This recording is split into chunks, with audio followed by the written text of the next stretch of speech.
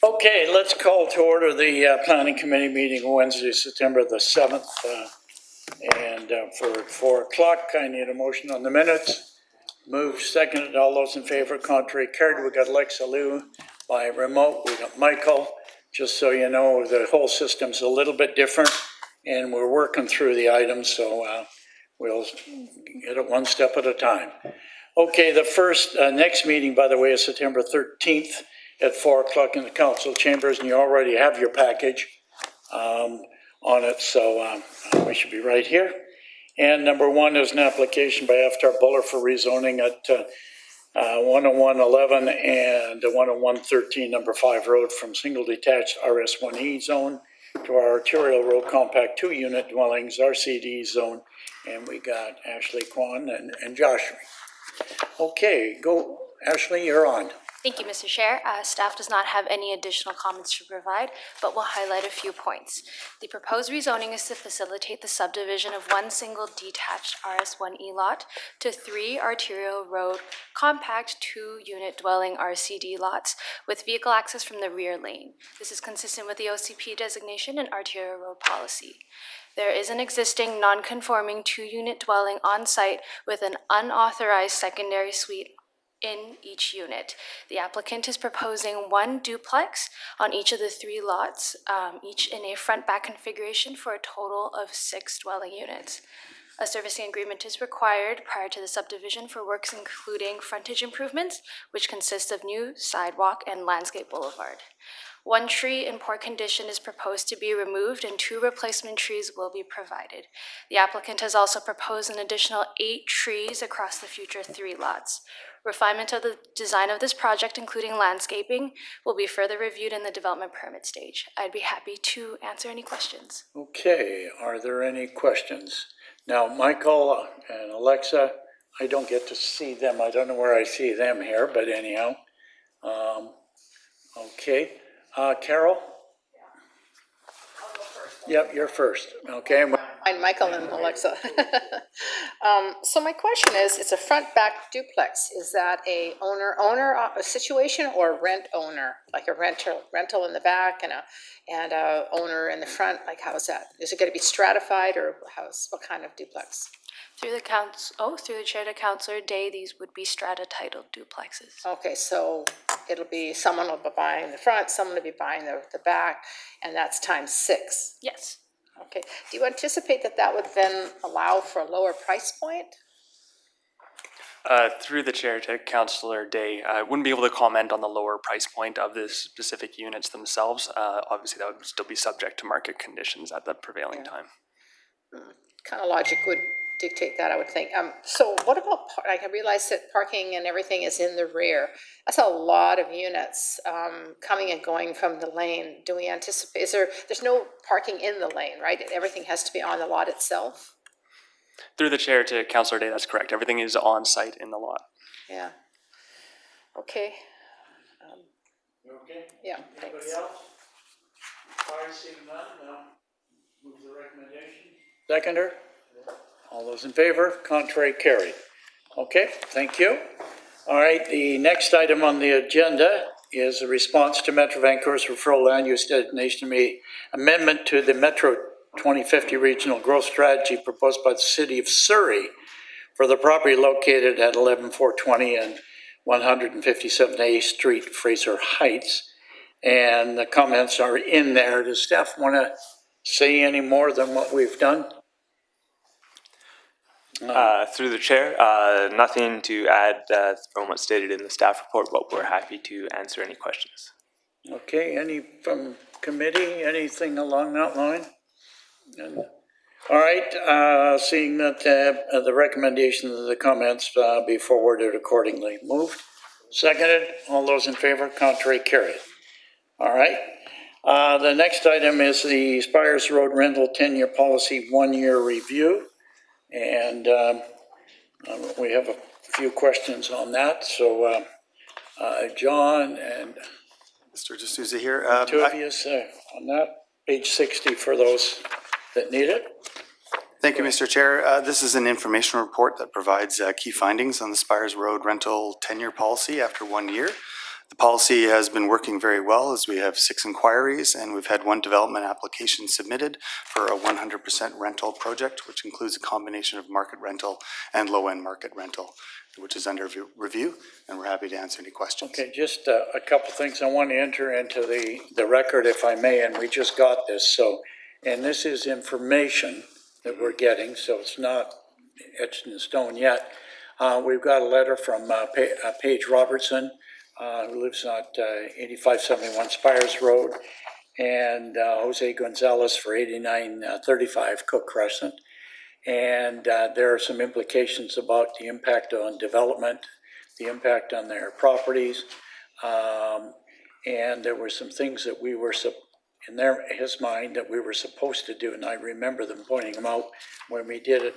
I wonder if staff can take both letters and address each of the issues and give each of the planning committee our responses to that. And my question on page 62, I like how you've laid it out, but being a visual learner, I'd like to know how, for example, if we go with a density of 3, what does that really look like? And you're going to ask for 50% lemur. Let's pick a house, 100, just for sake. We don't have to, but I'd like to look at what it looks like. Is it worth what we're doing to get the rental? If we're not going to get rental out of it, why am I doing it? So, or am I going to get more? And it's the same with the idea of 60. I remember bringing it up when we did Hamilton a number of years ago, those who remember, and we had the development. And I questioned even then, why is 60 the number above and below? And I think we moved, I'm going to get a move up and down, and I think we ended up with 80 and 84 or 84 or something like that. So those are the kinds of things I'd like to see and then we share that with the public so they can understand where we're going. Mr. Ersick, I got you. Oh, Mr. Chairman, certainly regarding the 2 pieces of correspondence, we can review them and provide you with a memo with some responses. What we're doing here, though, is we're not revisiting the policy. We weren't asked to do that. The policy is in place. It was approved by council unanimously after public hearing.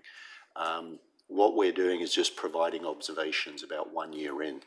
And from our perspective, notwithstanding some of the concerns from a couple of residents, we think the policy is working really well. It's generated a bunch of inquiries, and we think that some of the inquiries will result in applications. We already have an application that we're processing. It is the application, it actually goes beyond the policy in that it's entirely rental housing. So it's 90 rental housing units. That's 90 units that you wouldn't have been getting, or we wouldn't be considering if you hadn't adopted this policy. And so, we think that for 1 year in, particularly in a year, it's been a weird year. We're coming out of the pandemic. Interest rates have been increased substantially.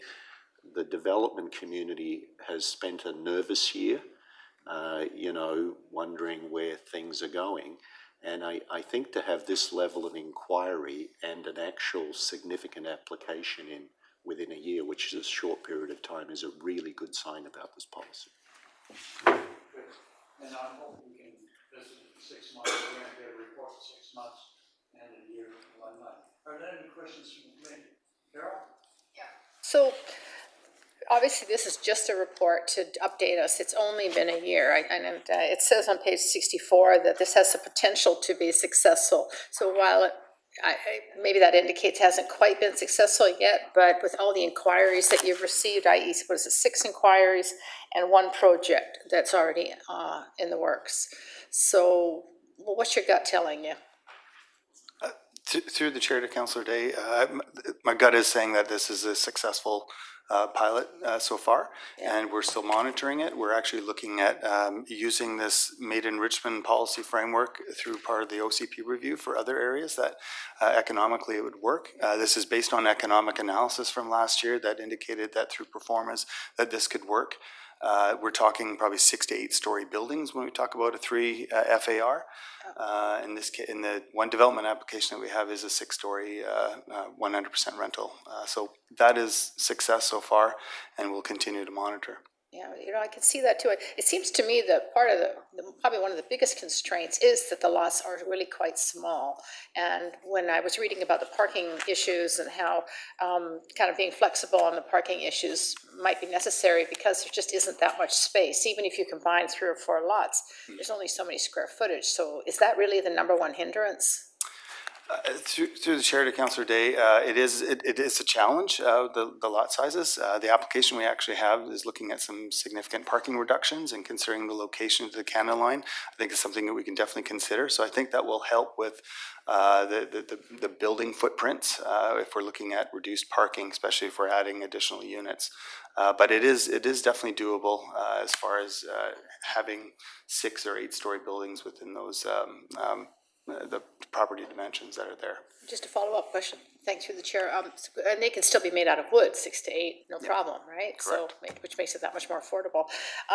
Last night we approved a 60-unit rental complex on Railway for seniors, and of course most of them would be in their 70s. So there's very few parking spots because they just simply don't need them. Would steering the developers towards senior housing be a way to alleviate some of the parking issues? Through the chair to Councillor Day, absolutely.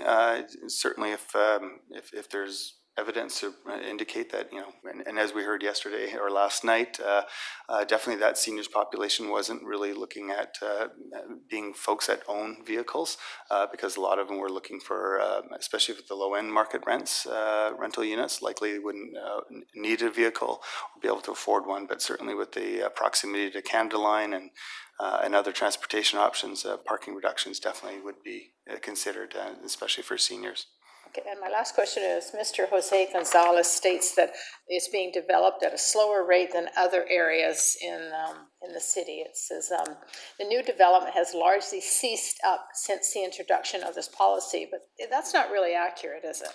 Through the chair to Councillor Day, I think the only thing I could add to this is prior to this policy coming into play, it was largely townhouse type development, and you do have different types of developers that build different products. And I think what we're seeing is a transition from the traditional townhouse developers to more the multifamily apartment developers. So there's been a transition being made, but we're seeing inquiries now being made. What's interesting, as Mr. Ursig pointed out too, is we're seeing 100% rental applications being considered, rather than a mix of strata and rental, which is permitted in this policy. So we're very encouraged to seeing more rental product being considered, because we're in a crisis, as we know. Yeah, and it is exactly that, isn't it? It is a crisis of rental housing. Well, okay, stay the course, and let's see where we're at in a year. Yeah. Sure. Mr. Chairman, on that claim about, slower development in this neighbourhood, we don't agree with that at all at a staff level. People are entitled to their opinions, but there's no evidence that that's the case. There's a good level of interest. And, we have to keep in mind what we were trying to achieve with this policy. We were trying to take advantage of an area in the city centre, close to transit, and we were trying to put more development potential density on the redevelopment properties, but target them for affordable rental. And so that's a tough gig. It's hard to do that. And quite honestly, I wouldn't have been disappointed if we didn't have any applications in a year, and maybe only a couple of inquiries. But in fact, to have a 90-unit application that actually has been in the door for probably 3 months now, and will be coming forward in the not too distant future, and then lots of inquiries. I don't buy for a minute that development is slower in this neighbourhood than elsewhere. Okay, just one last question, Mr. Ursig, then, if I can. Am I good? Yeah. Doesn't this also play in well to the expectations of the federal and provincial government, who are requiring that we build more units, have more rentals, and have things closer to, rapid transit stations? Through the chair, absolutely it does. I mean, John will be giving an update under managers on the Housing Accelerator Fund application that we've made. We have been having meetings at a staff and political level with the Federal Minister of Housing, the policy advisors, and this is exactly what they're looking for. And, you know, quite honestly, they are looking to some of the innovation in Richmond to perhaps encourage it elsewhere.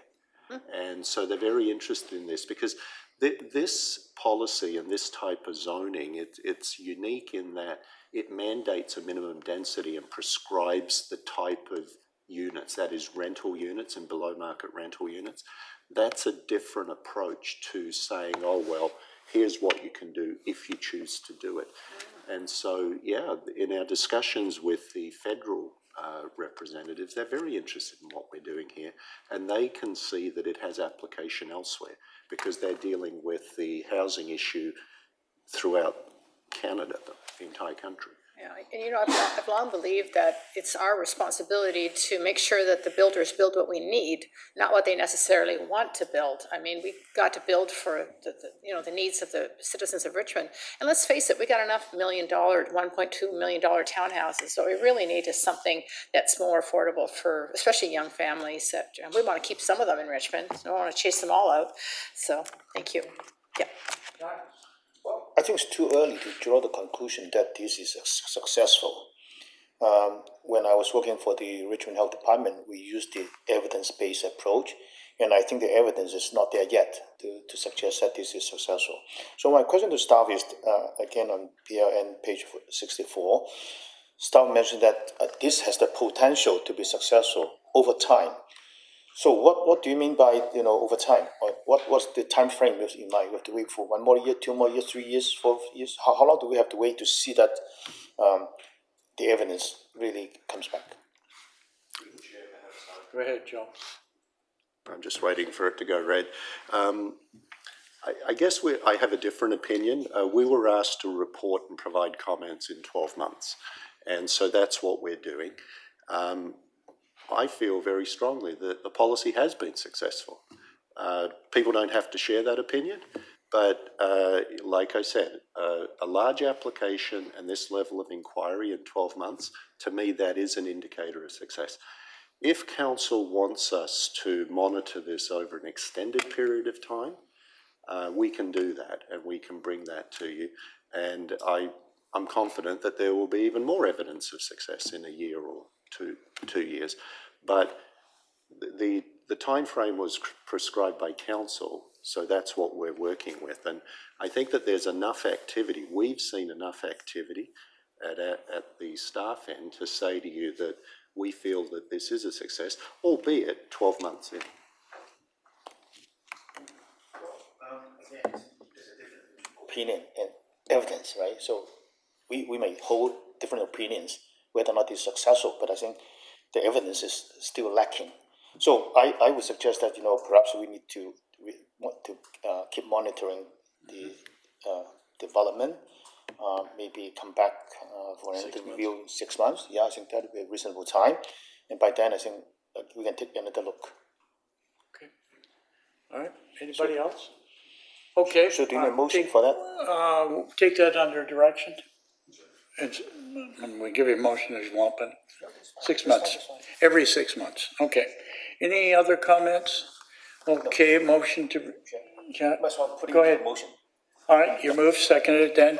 Motion is that we get a report in 6 months and we can make a plan. So it's moved, seconded. Any further discussion? All those in favor? Contrary carried. So 6 months from now, March or thereabouts, let us know what's happening. Okay, motion on the receipt for information. All those in favor? Contrary carried.